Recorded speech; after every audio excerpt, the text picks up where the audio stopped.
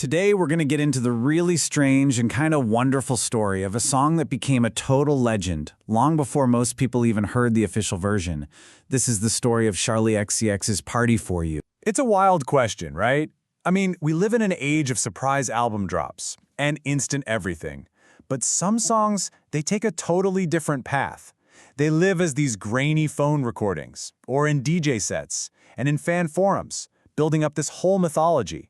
And Party For You is maybe the perfect example of this whole phenomenon. So let's start with that myth. Because to really get this track, you have to understand the legend that grew around it for years. A legend that, you'll see, the artist herself was more than happy to play into. What's so cool about this is that Charli XCX isn't annoyed by the hype. Not at all.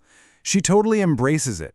She sees all this fan-driven anticipation not as a problem, but as this fun way to give her music a unique, almost collaborative history. And you gotta understand, this song wasn't the product of some big marketing plan. It was the complete opposite. Its fame was built organically, through word of mouth and shared live clips. It created this demand that felt super personal to her fan base. So how exactly did this happen? Well, the song's journey from this secret track to an official release took about 3 years, and as we're about to see, every single step along the way just added another layer to its legendary status. Just look at this timeline. It starts as this whisper, a track played at a party in Tokyo. Then it gets amplified by her producer, A.G. Cook, in his DJ sets. And from there, it becomes this cult-like anthem at her after-parties. So by the time it finally gets an official release in 2020, it already has this rich history that fans feel like they're a part of. And this, right here, shows you how smart her approach was. Instead of fighting the reality of leaks, which has been a huge thing in her career, Charli just decided to lean into it.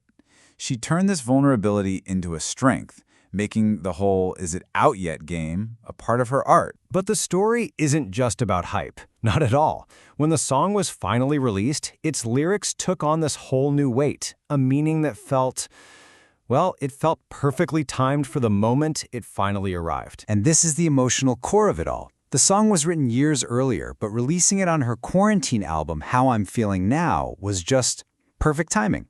Suddenly, this whole theme of throwing a party for someone who can't be there resonated with millions of us who were experiencing that same kind of isolation. And you can just feel that distance in these lyrics. It's that universal feeling, right? Reaching out into a void, a connection that's just out of reach. It's such a simple line, but man, it captures that very specific kind of modern loneliness perfectly. These little details, they paint this picture of a party that's somehow both really elaborate and just heartbreakingly empty. I mean, a birthday cake months late, waiting by the window, asking if your own tears would even be noticed. It's this beautiful, powerful mix of hope and just painful reality. So, this brings up the big question. After all those years, why 2020?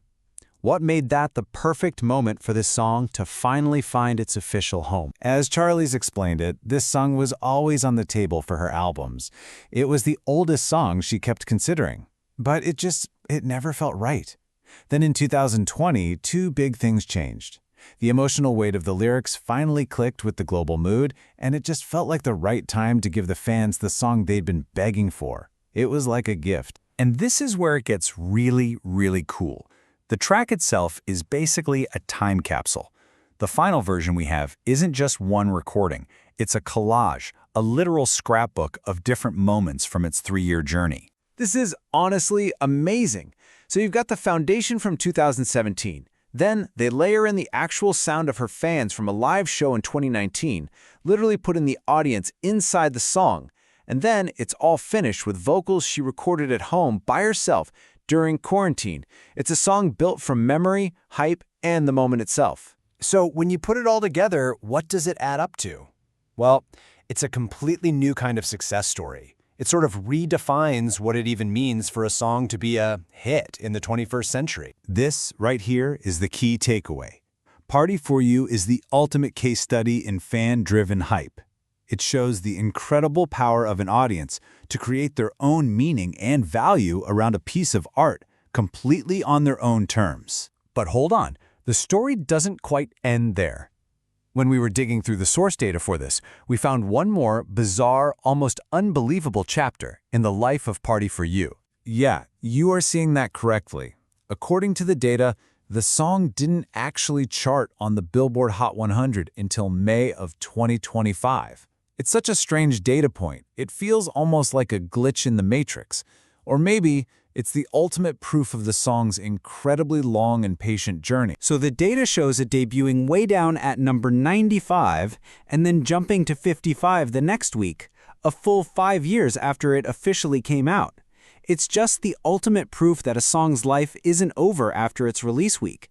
For a track with a story this rich, its moment can truly come at any time. So as we wrap this up, it leaves us with one final thought. We live in a world that wants everything instantly, but the story of Party for You, it suggests something else entirely. That maybe, just maybe, the anticipation, the community, the mythology, and that long shared wait is what can turn a really great song into something truly, truly unforgettable.